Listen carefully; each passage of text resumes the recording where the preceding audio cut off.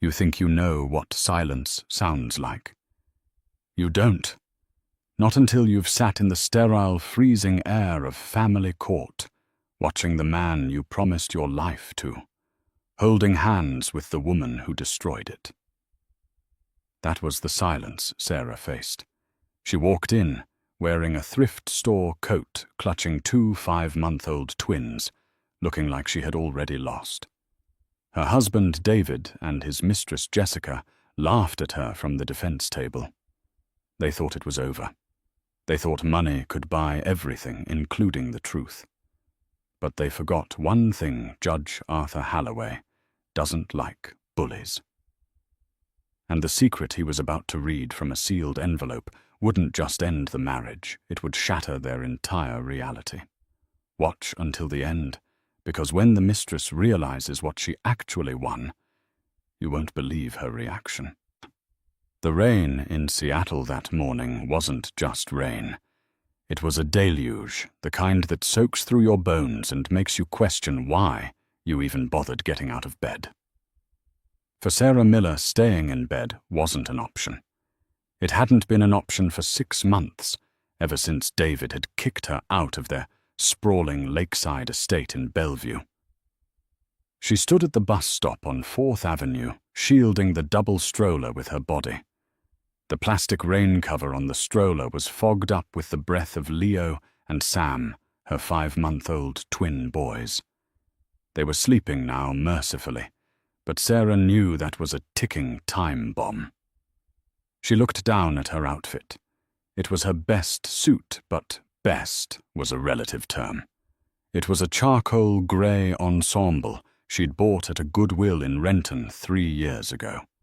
It was slightly tight around the shoulders and loose at the waist, a remnant of a body that had changed after carrying twins.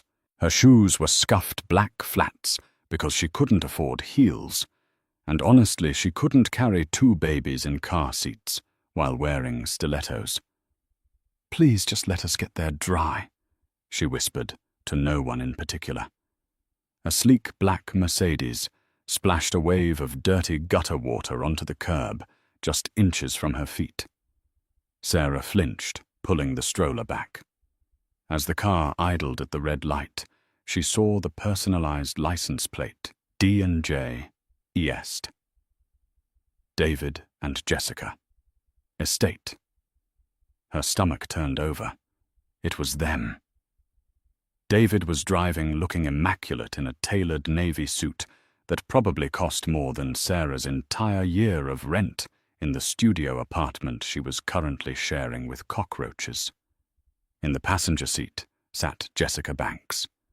Jessica was 24, a former fitness influencer turned lifestyle consultant, whatever that meant.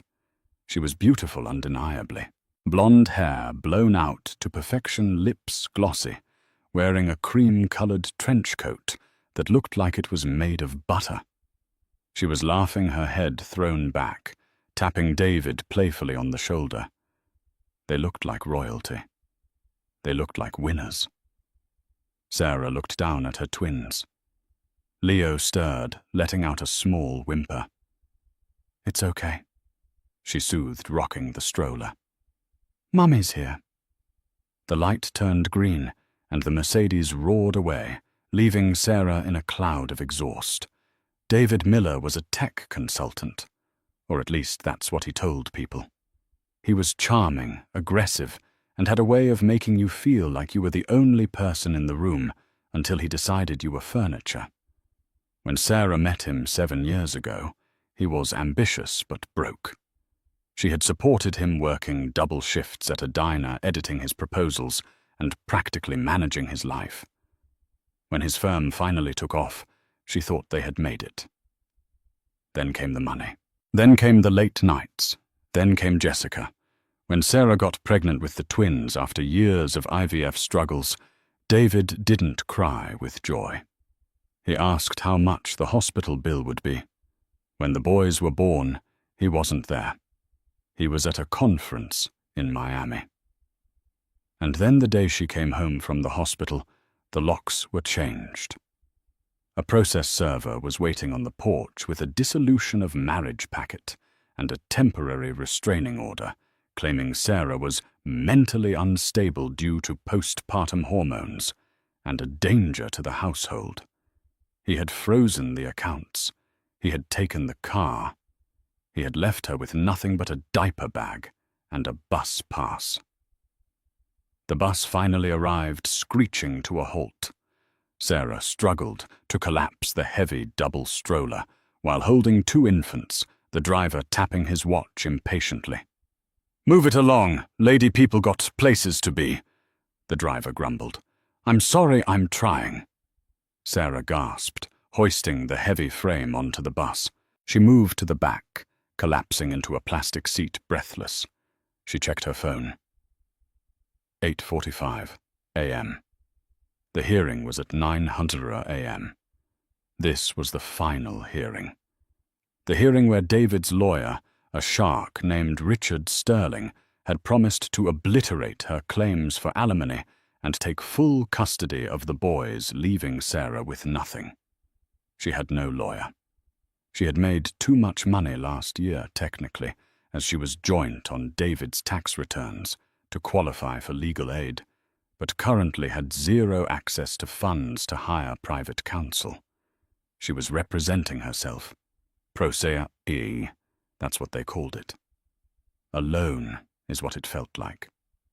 The fluorescent lights of the King County Superior Court hallway hummed with a headache-inducing buzz. Sarah pushed the stroller out of the elevator, her hair frizzy from the humidity, her coat damp. She saw them immediately. David and Jessica were standing near the water fountain, flanked by Richard Sterling. Sterling was a short man, with a loud voice and a suit that looked sharper than a razor blade. He was laughing at something Jessica said. Jessica spotted Sarah first. Her smile didn't drop. It just changed. It shifted from genuine amusement to a pitying sneer. She nudged David. David turned. His eyes raked over Sarah from her damp hair to her scuffed shoes.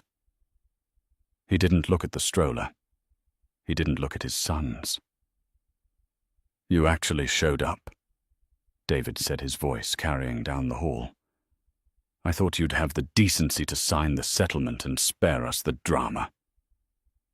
"I'm not signing anything that gives you full custody, David," Sarah said, her voice shaking slightly, but her grip on the stroller handle iron tight. "They're babies. They need their mother. They need a stable environment," Jessica chimed in. Her voice was high and melodic, like a cartoon princess. "Not a studio apartment in, where is it? White Center. It smells like mildew just looking at you." "Jessica, don't speak to me," Sarah said. "She's right, though," David said, checking his Rolex. "Sarah, look at you. You're a mess. You can't support them. I'm offering you a clean break. $10,000 cash one time. You walk away. Jessica and I will raise the boys. We have the nanny already hired, a British woman, very qualified. You think you can buy my children for $10,000? Sarah felt bile rising in her throat. "I think I'm being generous," David scoffed, "considering you brought nothing to this marriage but debt and complaints. Mr. Miller." Sterling, the lawyer, stepped in, placing a hand on David's shoulder. "Save it for the judge. Let's not give her anything to use." He turned to Sarah, his eyes cold and dead. "Mrs. Miller, I hope you brought your exhibits. Judge Halloway is a stickler for paperwork." Sarah clutched her battered tote bag. Inside was a mess of bank statements. She couldn't decipher photos of David's car at Jessica's condo and a handwritten timeline of her contributions to the company. It felt pathetic compared to the 3 leather-bound binders Sterling was holding. "All rise!" the bailiff shouted from inside the courtroom. They filed in. The room was mostly empty, save for a few bored clerks. Judge Arthur Halloway took the bench. He was an older man, perhaps in his late 60s, with thick reading glasses perched on a nose that looked like it had been broken a few times. He was known as Hard-Line Halloway. He didn't care about sob stories. He cared about statutes and evidence. Sarah's heart sank. She needed a human, and she got a machine. Case number 24, 098 Miller versus Miller, the clerk announced. Appearances. Halloway grunted, not looking up from his file. Richard Sterling for the petitioner Hivid Miller, Sterling announced smoothly. And we are joined by Ms.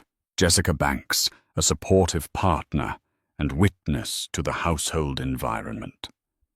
And for the respondent. Halloway looked at the empty table where Sarah sat. Sarah Miller. She stood up. Representing myself, Your Honor. Halloway peered over his glasses. Proce. In a high-asset divorce with custody dispute. Mrs. Miller, are you sure that's wise? I have no choice, Your Honor. My husband froze our assets. I cannot afford. Counsel. Objection, Sterling shot up. Mr. Miller secured the accounts to prevent Mrs. Miller from draining them during her episodes. We have authorized a stipend for her which she refused. A stipend, Sarah blurted out. He offered me $200 a week. Diapers alone cost that much. Order. Halloway banged the gavel lightly. Mrs. Miller, you will speak when addressed. Mr. Sterling, you will lower your volume. Let's proceed. Petitioner's opening. Sterling walked to the center of the room. He didn't use notes. He was performing. Your Honor. This is a simple case of tragedy. David Miller is a successful businessman who built an empire from scratch. He has provided a life of luxury for his wife. But tragically, Mrs. Miller has succumbed to severe mental strain. She is erratic, unemployable, and currently living in poverty by choice. We are asking for full legal and physical custody of the twins Leo and Sam to be placed with the father where they will have a stable home, a dedicated nanny, and the love of Mr. Miller and his fiancée, Ms. Banks. We also ask that spousal support be denied as the prenuptial agreement. Exhibit A clearly states that in the event of infidelity, support is void. Sarah gasped. Infidelity? I never cheated. We have witnesses who say otherwise. Sterling smiled thinly. The witness was Jessica Banks. Sarah watched in horror as Jessica took the stand. She had taken off her trench coat to reveal a modest conservative dress. She looked like the picture of innocence. Miss Banks, Sterling asked, pacing in front of her. Describe your relationship with Mr. Miller. We met strictly professionally. Jessica lied effortlessly. I was consulting on wellness for his employees, but I saw how sad he was. He would come to work with unironed shirts, looking exhausted. He told me his wife refused to do anything around the house. Sarah gripped the edge of her table. She had spent those years doing David's accounting, cleaning his office, and cooking his meals while undergoing hormone injections for IVF. And did you ever witness Mrs. Miller's behavior? Yes. Jessica nodded, looking at the judge with wide, sad eyes. I went to their house once to drop off some paperwork. Mrs. Miller was screaming. She was throwing things at David. She looked deranged, and I saw a man leaving the back door. A man? Sterling raised an eyebrow. Yes, a tall man. I didn't know who he was, but David told me later that Sarah had been meeting strangers online. Liar, Sarah shouted, standing up. That is a lie. The only man at the house was the plumber. Sit down, Mrs. Miller, Judge Halloway barked. One more outburst and I will hold you in contempt. Sarah collapsed back into her chair, tears stinging her eyes. She looked at David. He was smirking. He wasn't even looking at her. He was sketching something on a notepad. "Ms. Banks," Sterling continued, "how is your relationship with the twins?" "Oh, I love them." Jessica beamed. "I've already decorated a nursery for them at our penthouse. It has organic cotton bedding, a state-of-the-art monitoring system, and a view of the city. I just want to be the mother they deserve. A mother who can actually provide for them." She looked directly at Sarah then. It was a look of pure triumph. "I have your husband, I have your money, and soon I will have your children." Judge Halloway was taking notes furiously. He didn't look happy. "Cross-examination," Halloway asked, looking at Sarah. Sarah stood up. Her legs felt like jelly. She walked to the podium. She had watched videos on how to do this, but her mind was blank. "Ms. Banks," Sarah stammered. You said you met David professionally.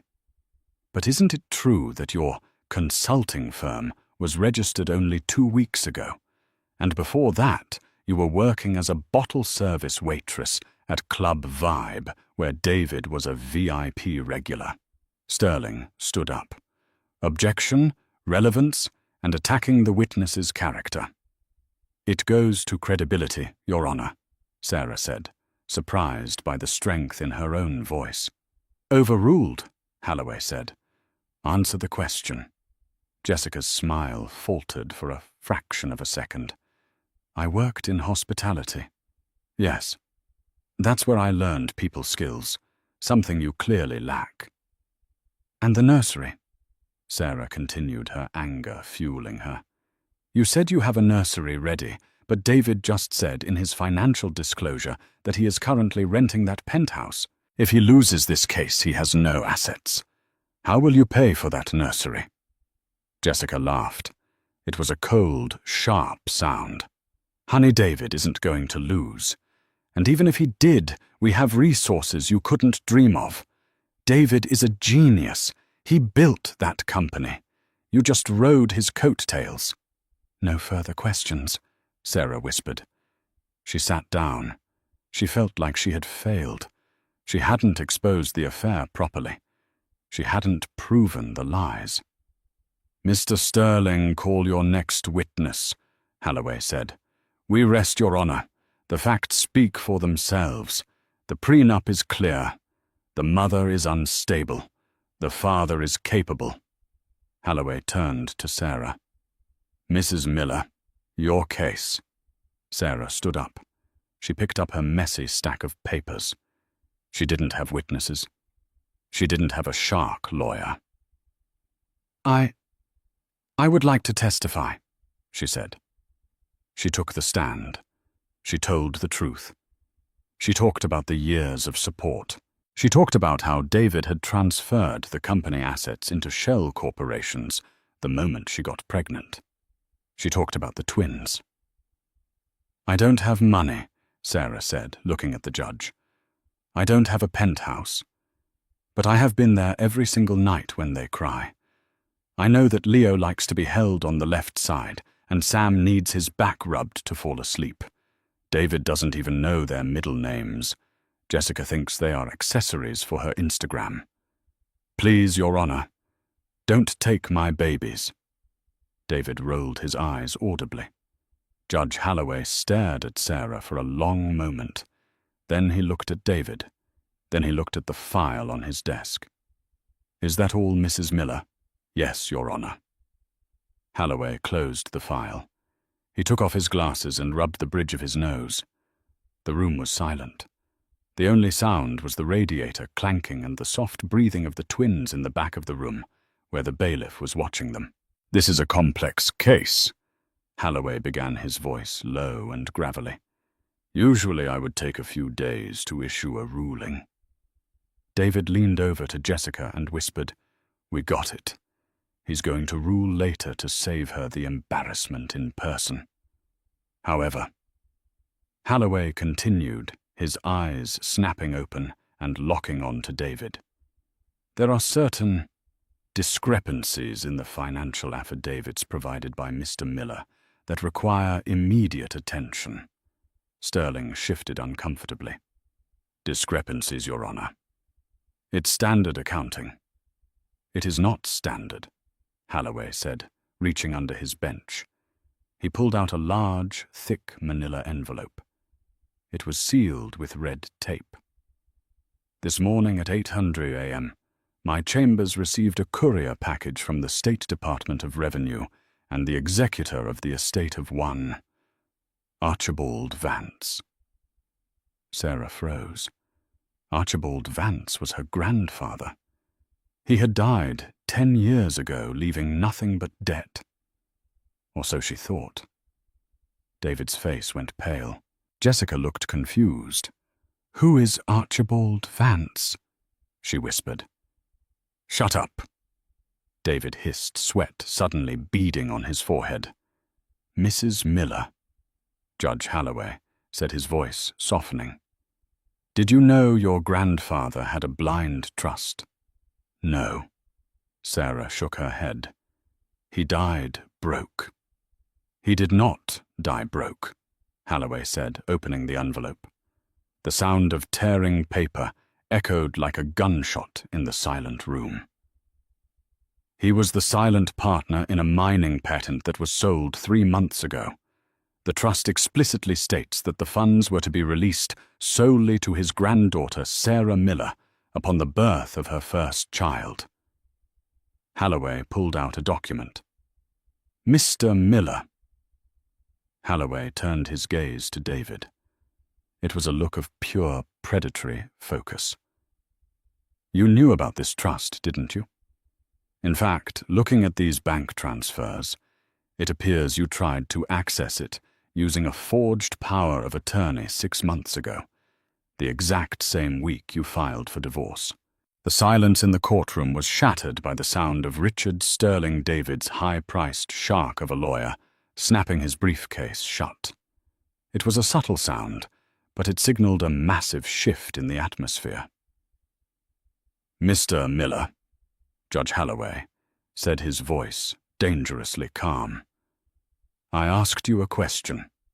You attempted to access the Archibald Vance Trust 6 months ago using a power of attorney document, a document that the estate executors claim is a forgery. Is that correct?" David stood up. His legs were shaking so badly the table vibrated. The arrogant, untouchable tech CEO was gone. In his place was a terrified man caught in a lie he couldn't buy his way out of. "Your Honor, there must be a mistake," David stammered, wiping sweat from his upper lip. "I was merely trying to manage the family finances." Sarah was overwhelmed with the pregnancy. She wasn't thinking straight. I was acting in her best interest by trying to route the funds into an offshore account in the Cayman Islands, registered to D&J Holdings, Holloway asked, holding up another sheet of paper, an account that lists Ms. Jessica Banks as the secondary beneficiary. The air left the room. Sarah turned to look at Jessica. Jessica's mouth had fallen open. She wasn't looking at Sarah. She was staring at David with a mixture of confusion and dawning horror. "David," Jessica whispered, her voice shrill, "you told me that money was from your software patent. You told me you earned that money." "Quiet, Jessica." David snapped his veneer, cracking completely. He turned back to the judge. "Your Honor, this is all speculation. That trust it's irrelevant to the custody hearing. I am the primary earner.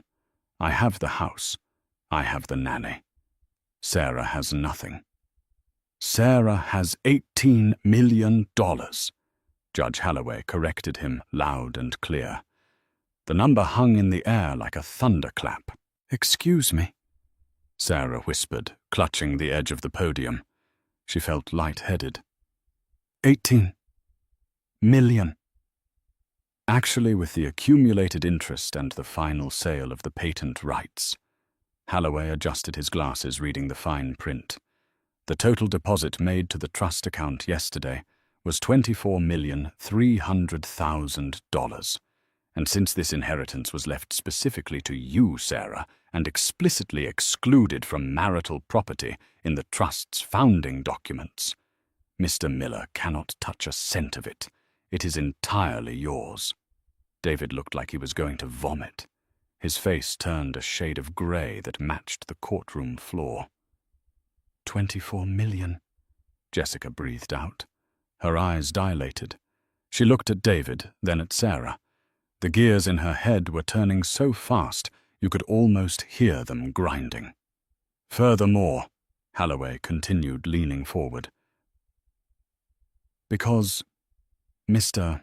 Miller attempted to access these funds fraudulently, and because he hid this asset during the discovery phase of this divorce, he has committed perjury and fraud.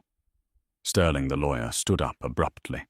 He smoothed his suit jacket and looked at the judge with a practiced, neutral expression. "Your Honor," Sterling said coolly, "in light of this new evidence which my client failed to disclose to me, I must request a recess to discuss matters with my client, or alternatively, I may need to file a motion to withdraw as counsel." "You're firing me!" David screamed, spinning on his lawyer. "I pay you $500 an hour. You can't quit. I am an officer of the court, Mr. Miller." Sterling said, his voice icy. "I cannot knowingly suborn perjury. You told me your wife was destitute. You told me there were no other assets. You lied to the court, and worse, you lied to me. Sit down, Mr. Miller." Holloway banged the gavel hard. "There will be no recess. We are finishing this today. I have heard enough about your financial status. Now I want to hear about the stable home you promised these children." David sank into his chair. He looked small, but he wasn't done. He was a narcissist, and narcissists never go down without trying to drag everyone else with them. "She's still unfit," David shouted, pointing a trembling finger at Sarah. "Money doesn't make her a good mother. She's crazy. Jessica saw her. Jessica saw the man she was with. Jessica, tell him." He looked desperately at his mistress. He needed her to back up his lies. He needed her to save him. But Jessica Banks was looking at Sarah Miller. She was looking at the woman she had sneered at, the woman she had called mildew just an hour ago, and she was doing the math. David was about to be investigated for fraud. His assets were likely frozen. He was going to lose the lawsuit. Sarah was worth $24 million. Jessica stood up. "Mr. Banks," Judge Holloway said, eyeing her suspiciously. "You have something to add?" Jessica took a deep breath. She smoothed her dress. She walked toward the witness stand, but she didn't look at David. She looked straight at Sarah, putting on her most sympathetic, teary-eyed face. "Your Honor," Jessica said, her voice trembling with what sounded like manufactured emotion. I need to correct the record." "Jessica, what are you doing?" David hissed. "I was lied to," Jessica said loudly, turning to face the judge. "David told me Sarah was abusive. He told me she was neglecting the children. He showed me photos of a messy house and told me she did that. But I never actually saw her hit him. I never saw a man at the house." "What?" David shrieked. "You testified 5 minutes ago. You said you saw a man. I was scared." Jessica sobbed, a single perfect tear rolling down her cheek. "David is controlling, Your Honor. He made me say it. He told me if I did not back him up, he would kick me out of the apartment. I'm a victim here, too. He manipulated me, just like he manipulated Sarah." The courtroom erupted. The bailiff stepped forward, hand on his belt. Sarah watched in stunned silence. It was like watching a snake shed its skin in real time. "You are lying." David slammed his fist on the table.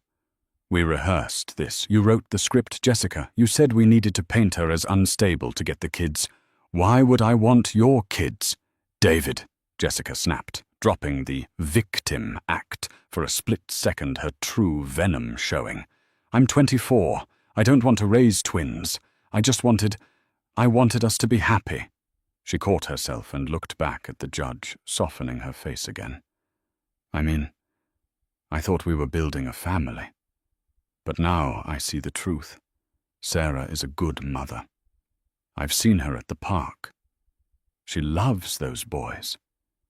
I shouldn't have come between them." She turned to Sarah, clasping her hands together. "Sarah," Jessica pleaded, ignoring David completely. "I am so sorry. I didn't know about the money. The trust I didn't know he was stealing from you. If I had known, I never would have dated him. We women have to stick together, right?" Sarah stared at her. The audacity was breathtaking. Jessica wasn't apologizing. She was auditing. She realized David was a sinking ship and was trying to hop onto Sarah's yacht before it left the harbor.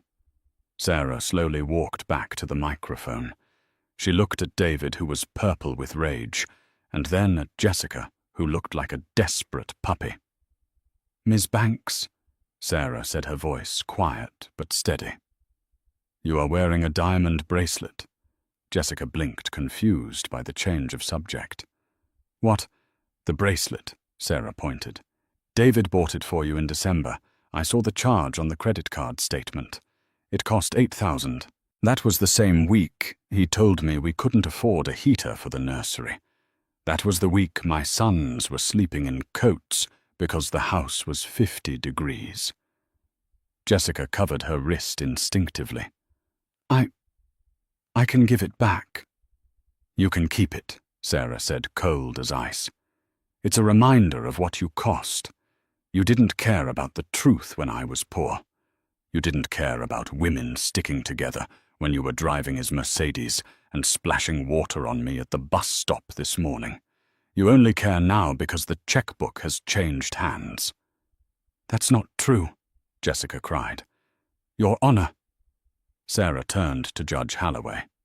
"She is lying. She isn't a victim. She was his partner in everything. Please just make it stop. I just want my children, and I want to go home." Judge Holloway looked at the three of them. He had seen enough bad marriages to last a lifetime. But the naked greed on display from the defense table was rare even for him. "Mr. Sterling," Holloway said, "you are excused. I don't blame you for this circus." Sterling didn't hesitate. "Thank you, Your Honor." He grabbed his briefcase and walked out of the courtroom without even looking back at David. David was now truly alone. "David Miller," Holloway boomed. "Stand up." David stood leaning heavily on the table. He looked like a man who had aged 10 years in 10 minutes. "I am granting full legal and physical custody of Leo and Sam Miller to their mother, Sarah Miller." Holloway ruled, "You are to have no contact with them until you complete a psychological evaluation and a parenting course. Furthermore, given the flight risk you pose and the fraud you have committed in my courtroom," Holloway signaled to the bailiff. "Deputies, please take Mr. Miller into custody. I am holding him in contempt of court for perjury and remanding him to the county jail pending a hearing on the fraud charges regarding the Vance Trust." "No," David shouted as the bailiff grabbed his arms. "You can't do this. I'm a CEO. I have a meeting at noon. Sarah, tell them Sarah." Sarah didn't look at him. She looked down at her twins. Leo was awake, looking up at her with big blue eyes. "And Ms. Banks?" Holloway asked. Jessica froze.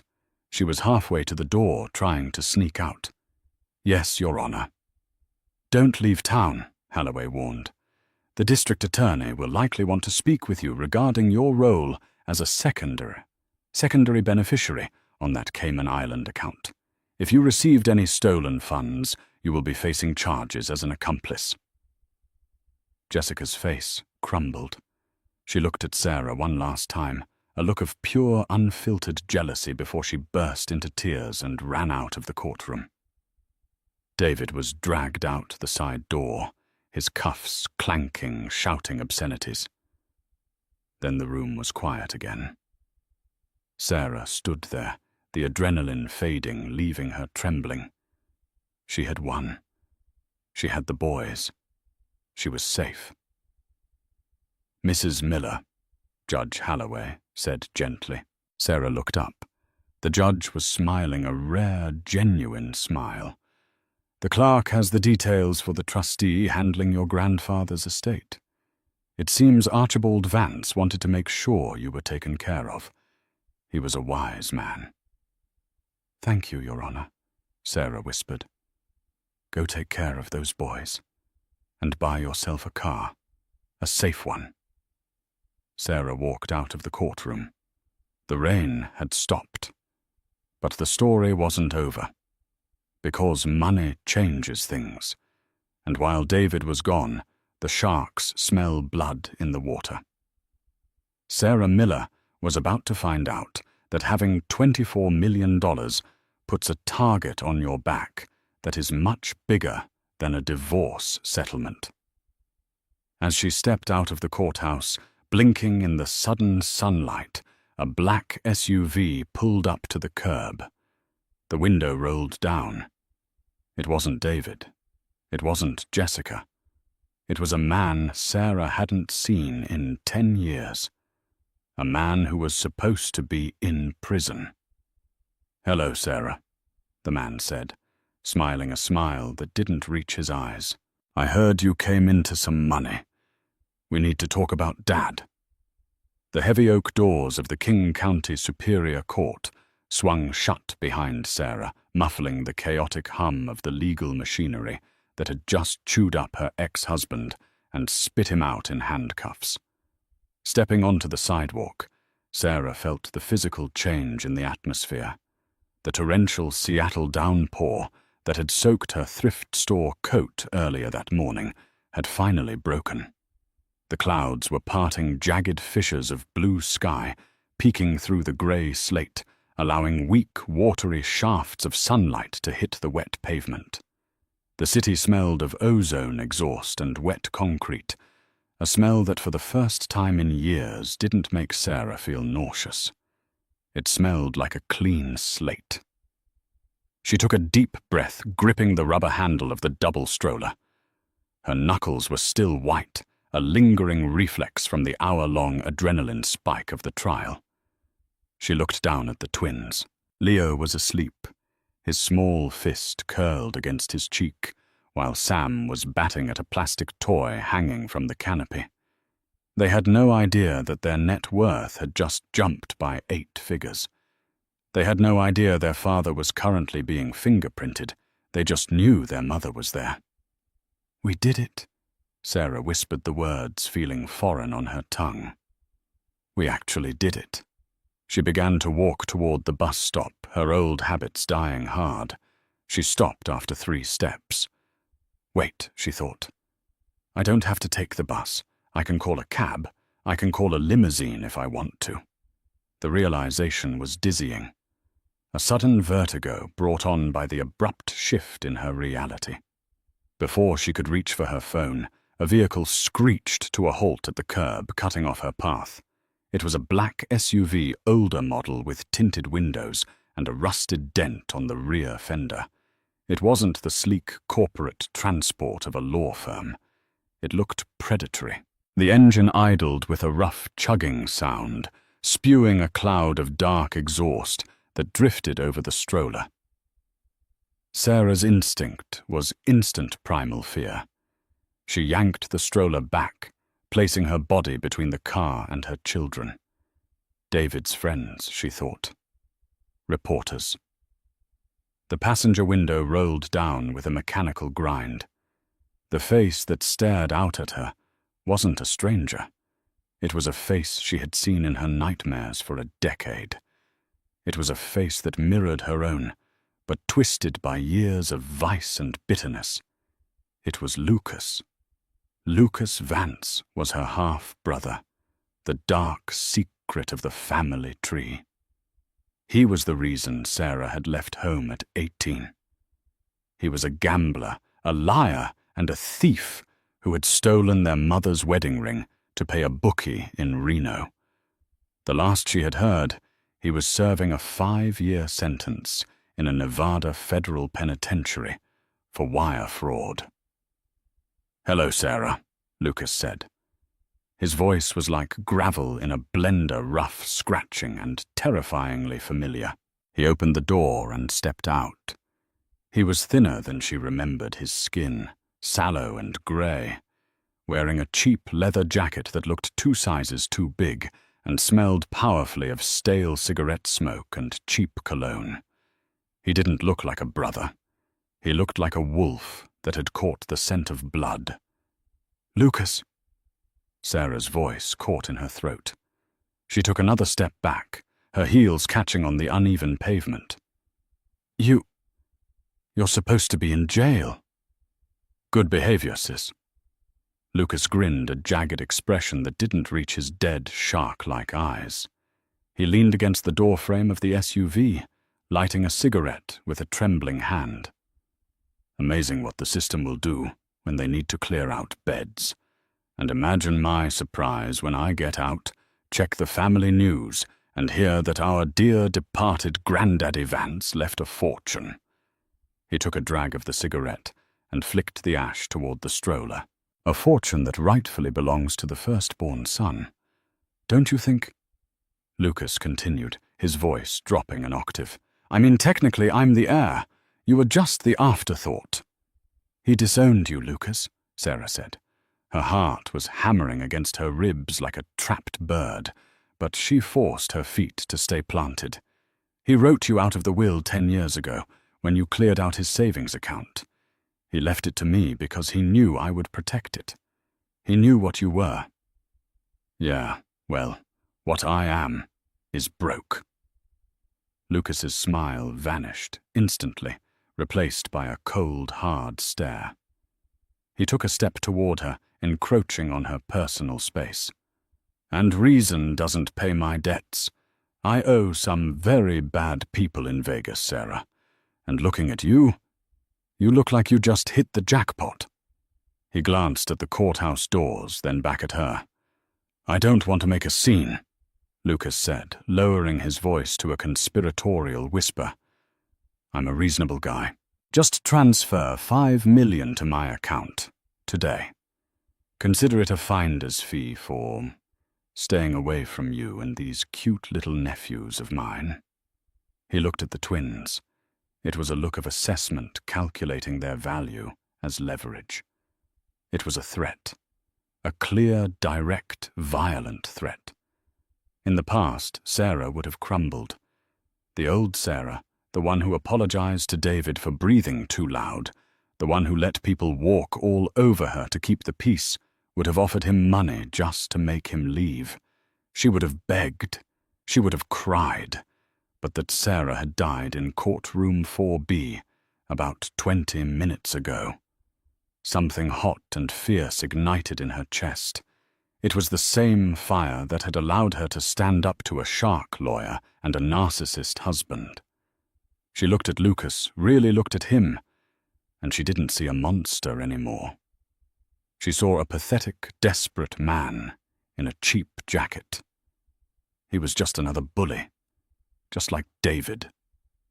Just like Jessica. And she was done with bullies. "No," Sarah said. The word was quiet, but it had the weight of an anchor. Lucas blinked, caught off guard. He laughed, a nervous hacking sound. "Excuse me, I don't think you heard me. I said I know where you live.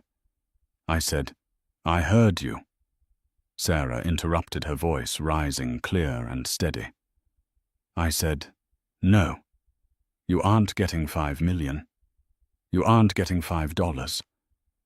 You are a ghost, Lucas. Go back to being dead to me." She reached into her battered tote bag. Lucas flinched, his eyes darting to her hand, expecting a weapon. When she pulled out her cracked smartphone, his face twisted into a snarl. "You think you can call the cops before I take that Houthi stroller?" Lucas sneered, lunging forward, his hand reaching for her arm. "I can snap your wrist before you dial 911. Sarah didn't flinch. She didn't retreat. She simply held the phone up, not dialing, but pointing. "I don't need to call them," Sarah said, her voice ice cold. "They're already here." Lucas froze. He followed her gaze, spinning around, to look toward the courthouse entrance. Standing 15 feet away, watching the scene with hands resting on their utility belts, were 2 uniformed King County Sheriff's deputies. They were large men, imposing and alert. They had just finished escorting David to the transport van and had paused on the steps, their attention drawn by the aggressive man harassing the woman with the stroller. One of the deputies, a sergeant with a thick moustache, began to walk down the steps. His eyes locked on Lucas. "Is there a problem here, ma'am?" the deputy called out, his voice booming over the street noise. The color drained from Lucas's face so fast it looked like a magic trick. He looked at the deputies, then back at Sarah. He saw the defiance in her posture. He saw the utter lack of fear in her eyes. He realized too late that he had miscalculated everything. This wasn't the little sister he used to push around. This was a woman who had just taken down a titan, and she wasn't afraid of a street thug. "Family dispute," Lucas muttered, backing away. His hands raised in a universal gesture of surrender. Just saying hello to my sister. Catching up. "I have a restraining order against him from 2018. Sarah lied smoothly. It wasn't true the order had expired years ago, but she knew Lucas wouldn't know the difference, and she knew the deputies wouldn't check the paperwork before acting. "He is harassing me and threatening my children." "Sir, step away from the lady," the deputy ordered, his hand unsnapping the retention strap on his holster. "Now." Lucas scowled, a look of pure, impotent venom. He spat on the ground near Sarah's feet, a final, petty act of defiance. "This isn't over, Sarah," he hissed, backing toward his SUV. "Money like that, it brings wolves. You can't fight us all." "Let them come," Sarah said, staring him down, her voice ringing with a power she had never felt before. "I'm done running, and I'm done feeding the wolves." Lucas scrambled back into his SUV, slamming the door. He peeled away from the curb tires, screeching, running a red light in his haste to escape the approaching deputies. The deputy reached Sarah just as the black SUV disappeared around the corner. "You okay, Mom? Do you want to file a report?" Sarah exhaled, her shoulders finally dropping. The adrenaline was fading, leaving a pleasant buzz in her fingertips. "I am now, officer. Thank you. He won't be back." She looked down at Leo and Sam. They were wide awake, watching the world with curiosity, completely unharmed. Just then, a sleek silver sedan, a luxury model that whispered money, pulled up to the exact spot Lucas had just vacated. The driver's side door opened, and a woman stepped out. She was in her 50s, elegant, wearing a tailored blazer and holding a file folder. She radiated competence and safety. "Mrs. Miller," the woman asked, her voice warm and professional. "I'm Eleanor Vance. I'm the executor of your grandfather's trust. Judge Halloway called me." Sarah blinked. "Eleanor, I apologize for the delay," Eleanor said, glancing at the skid marks left by Lucas's SUV. "Traffic was dreadful. I'm here to take you to the bank to finalize the transfer. And then I believe to a dealership the judge mentioned something about you needing a safe car." Sarah looked at the rusted bus stop sign, then at the luxury sedan, and finally at the kind woman offering her a hand. A laugh bubbled up in her chest, a genuine, incredulous sound of joy. "Yes," Sarah smiled, wiping a stray tear from her cheek. "2 car seats, actually. The safest ones money can buy. And Eleanor." "Yes, my dear. Can we stop for ice cream first? I promised the boys a treat. And I think I deserve one, too." Eleanor's smile widened, crinkling the corners of her eyes. She opened the back door of the sedan. "I know the perfect place. Chocolate or vanilla?" "Both," Sarah said, lifting the first carrier. "Definitely both." 6 months later. The sun began its slow, golden descent behind the jagged silhouette of the Cascade Mountains, casting long, violet shadows across the sprawling acreage of the ranch. The air here was different than it was in the city. It didn't smell of exhaust, wet concrete, and desperation. It smelled of pine needles, damp earth, and the sweet, grassy scent of alfalfa. Sarah stood on the wraparound porch of the main farmhouse, a steaming mug of chamomile tea, warming her hands against the evening chill. She leaned against the rough-hewn cedar railing, her eyes scanning the property that now bore her family name. The Vance Creek Ranch was more than just real estate. It was a fortress of peace. It was 2 hours from Seattle, but it might as well have been on another planet. Down by the white-fenced paddock, the scene was picture-perfect. A gentle dappled grey pony named Buster was being led in a slow circle by a professional trainer. Perched on Buster's back were 2 small figures bundled in fleece jackets. Leo and Sam were giggling, the sound drifting up the hill like wind chimes. They weren't clutching their mother in fear or crying from hunger. They were gripping the pony's mane with chubby, confident hands, living a childhood that Sarah had once thought was impossible to give them. Sarah took a sip of tea, closing her eyes for a moment. For the first few weeks after moving here, she had flinched at every sound. The crunch of gravel under a delivery truck's tires would send her heart racing, terrified it was a process server or David coming to take it all back. But the silence of the ranch had slowly worked its magic, knitting her frayed nerves back together. A sudden harsh vibration against the wooden railing shattered the moment. Sarah's eyes snapped open. Her phone, resting on the banister, was buzzing angrily. The screen lit up, illuminating the darkening porch with a stark, artificial light. Caller ID, King County Correctional Facility. It was him. Again. David had been calling every Friday at this exact time.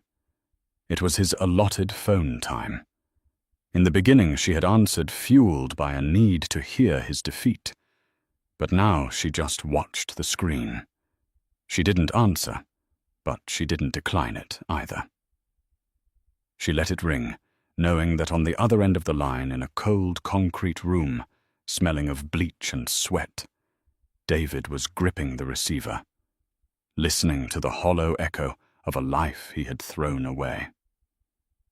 The ringing stopped. A moment later, the new voicemail notification appeared. Against her better judgment, Sarah tapped the transcription button.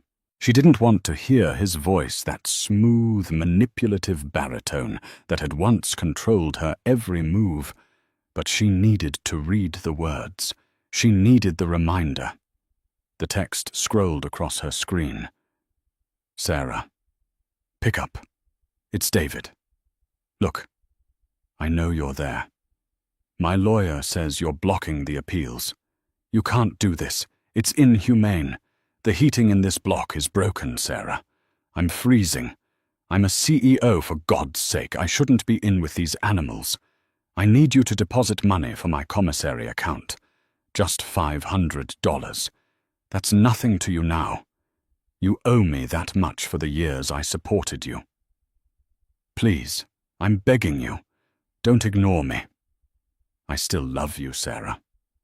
Doesn't that matter?" Sarah stared at the words. "I'm a CEO. Even now, facing 15 years for wire fraud, embezzlement, and perjury, He was clinging to the title like a lifeline. He hadn't learned a thing. He was still the same narcissist who believed the world owed him comfort even after he had tried to leave his own children destitute. "I don't owe you a damn thing," she whispered to the empty air. She pressed delete. The message vanished, erased as easily as he had tried to erase her from their bank accounts. She turned away from the phone, her mood darkening slightly. She needed a distraction. She picked up her tablet from the patio table and sat down on the swinging bench. She opened the local news app, a habit she had formed during the trial to keep track of the public fallout. The algorithm, knowing her history, had already pushed a story to the top of her feed. Sarah's breath hitched in her throat. The headline was stark and humiliating: fallen socialite, former lifestyle influencer, arrested in Bellevue boutique theft. Below it was a mugshot. It was Jessica Banks. But it wasn't the Jessica of 6 months ago. The glossy, perfectly blown-out blonde hair was limp and showing dark, inch-long roots. Her skin, once glowing with expensive facials, looked sallow and tired under the harsh fluorescent booking lights. Her eyes, usually narrowed in a smug glare, were wide and red-rimmed, filled with the terrified realization of rock bottom. Sarah tapped on the article, her fingers trembling slightly, not from fear, but from the sheer surreality of it. Jessica Banks, 24. Was apprehended by security at the Bravon shopping centre yesterday afternoon after attempting to leave a luxury retailer with a designer handbag concealed under her coat. Banks, who was recently implicated in the high-profile Miller divorce fraud scandal, reportedly made a scene when confronted, screaming that she was a celebrity and that the item was a gift. Banks, whose assets were seized during the federal investigation into her former partner, David Miller, has been unable to secure employment since the scandal broke. Witnesses stated she appeared disoriented and was shouting about a nursery in the penthouse as police led her away in handcuffs. Sarah set the tablet down, a heavy feeling settling in her chest. It wasn't pity; she couldn't afford pity for the woman who had laughed at her children's poverty, but it was a profound sense of waste. Jessica had had youth, beauty, and freedom. She had thrown it all away for a gamble on a man who viewed her as nothing more than an accessory. Jessica had wanted the life Sarah had. She had wanted the money, the status, the Miller empire. Now she had the only part of the Miller empire that was real, the ruin. "Mama, Mama, look!" The shout broke through Sarah's thoughts. She looked up to see the gate to the paddock opening. Martha, the boy's nanny, was walking up the path, holding a hand on each side.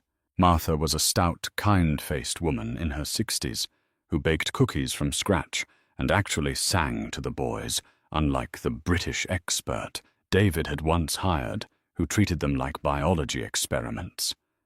Leo and Sam were covered in a layer of honest dirt. Their cheeks were flushed pink from the wind, and their eyes were bright with excitement. "We rode the horse," Sam shouted, stumbling up the porch steps, his legs still wobbly from the ride. "Big horse. It was a pony, Sam," Leo corrected him seriously, mimicking the trainer. "A pony." Sarah felt the darkness of the phone call and the mugshot evaporate instantly. She dropped to her knees on the porch, opening her arms wide. The twins collided with her, a tangle of small limbs, fleece jackets, and the smell of fresh air. "Did you give Buster a carrot?" Sarah asked, burying her face in Sam's neck, listening to his squeal of delight. "2 carrots," Leo announced proudly, holding up 2 dirty fingers. He ate them crunch, crunch. Martha smiled from the doorway, wiping her hands on her apron. "They were wonderful, Mrs. Miller. Natural riders, both of them. I've got a pot roast in the oven, and the bath is drawn. Shall we get them cleaned up?" "In a minute, Martha," Sarah said, holding her sons tighter. Just 1 more minute. She looked over the tops of their heads, out toward the horizon. The sun had finally dipped below the mountains, leaving a streak of fire across the sky. The ranch lights were flickering on, warm and inviting against the twilight. Her brother Lucas was back in jail, caught trying to run a scam in Nevada. David was in a cell begging for commissary money. Jessica was facing charges for stealing a bag she used to be able to buy with a swipe of a card. They were all trapped in the prisons they had built for themselves. But here on this porch, there were no Yalant. There was no fear. There was only the sound of her children breathing the smell of the pine trees and the overwhelming, beautiful weight of freedom. Sarah Miller stood up, picking up Sam, while Leo grabbed her hand. She turned her back on the phone, on the news, and on the past. "Come on, boys," she said, her voice steady and strong. "Let's go home." And that is how Sarah Miller turned her tragedy into a triumph. She walked into that courtroom with nothing but the truth, and she walked out with a new life. David and Jessica thought they held all the cards, but they forgot that karma has a way of stacking the deck when you least expect it. It goes to show that no matter how dark it gets, the truth always has a way of coming into the light. What would you have done if you were Sarah? Would you have given David the money for his commissary, or did he get exactly what he deserved? Let me know in the comments below. I read every single one. If you enjoyed this story of justice served cold, please hit that like button. It really helps the channel grow. And if you haven't already, smash that subscribe button and ring the notification bell so you never miss a story. We have a crazy tale coming up next week about a lottery winner whose husband tried to hide the ticket. You won't want to miss that. Thanks for watching and see you next time.